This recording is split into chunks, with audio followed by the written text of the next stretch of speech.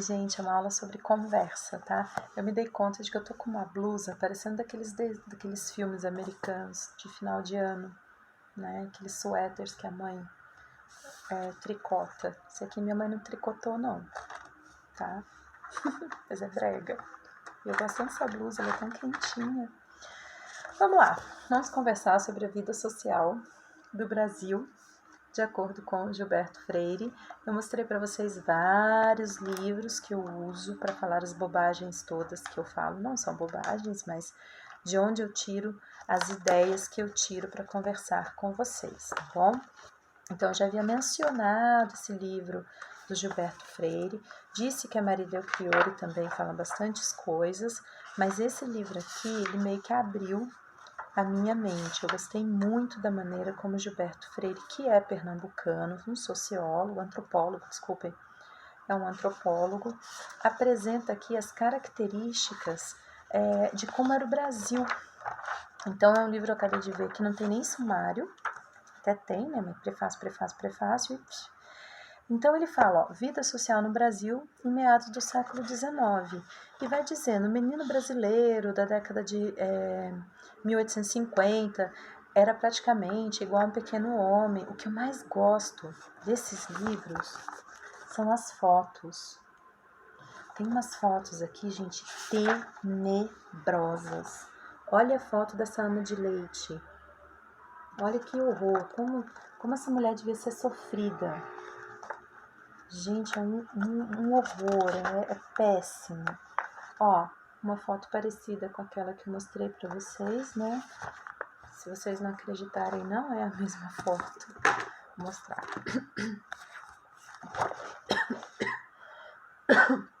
Mas era um padrão. O fotógrafo meio que colocava as pessoas na mesma pose. Então a gente tem um padrão aqui das moçoilitas para casar. Eu encontrei um livro que tem uma foto portuguesa muito interessante, só que aqui não é de moçoilitas para casar, essas aqui já tem cara de casadas. Eu acho que a moça está pedindo uma xícara de café emprestada, tá bom?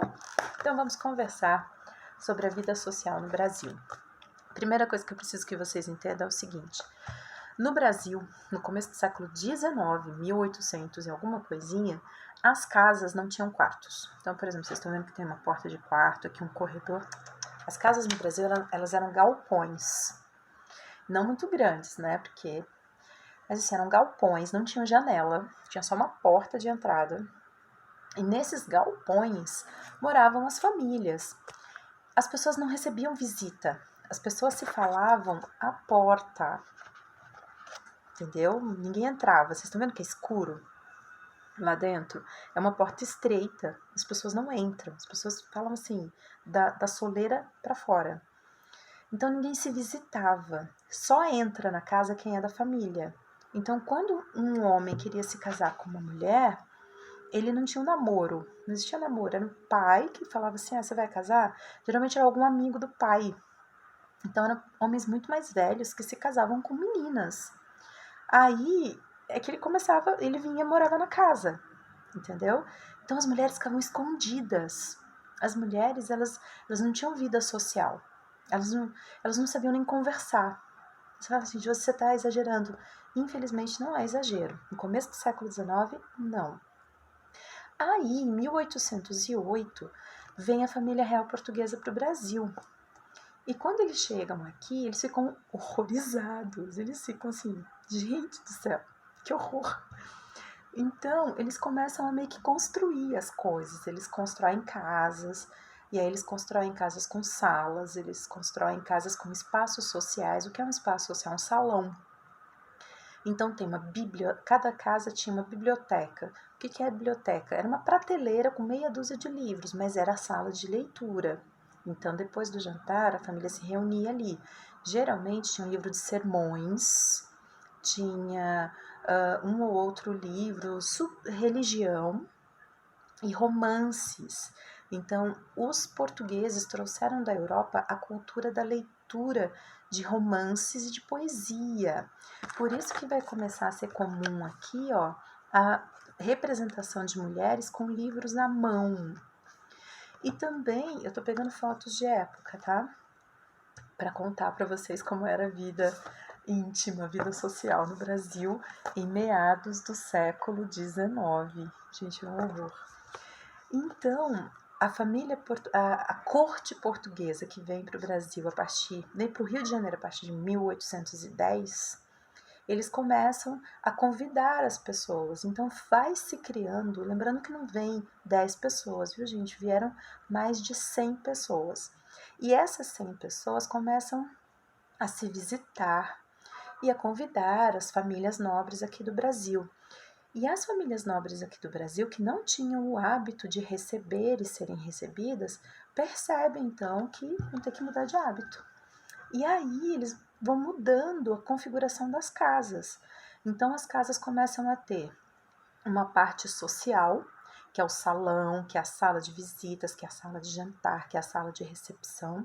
Então sempre eram 4 salas, geralmente conjugadas. E depois a parte íntima, a parte privada, que era onde ficavam os quartos, né? Então você tem um quarto de banho, que é o banheiro. O banheiro, gente, entenda-se, é só o lugar realmente de tomar banho e trocar de roupa. O vaso sanitário não existia, era pinico, tá? E era um pinico muito interessante porque ele parece uma tapoera, o pinico. É sério. Então ele era um negócio, uma cumbuca, um pinico com tampa, né? Uma tampa hermética, de louça, decorado, que era mais rico, mandava fazer de ouro, de prata, de porcelana.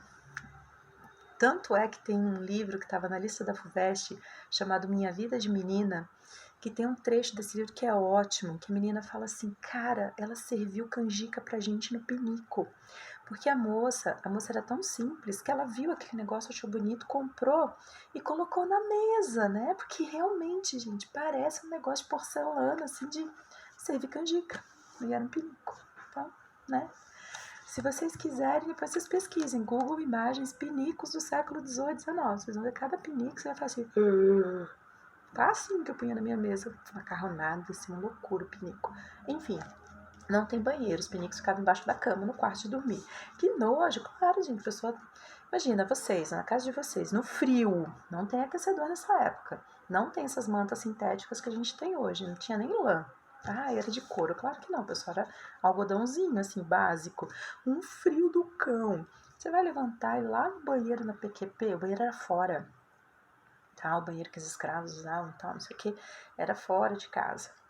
Então os ricos, chiques, elegantes, eles não limpavam, né? Quem limpava eram os escravos.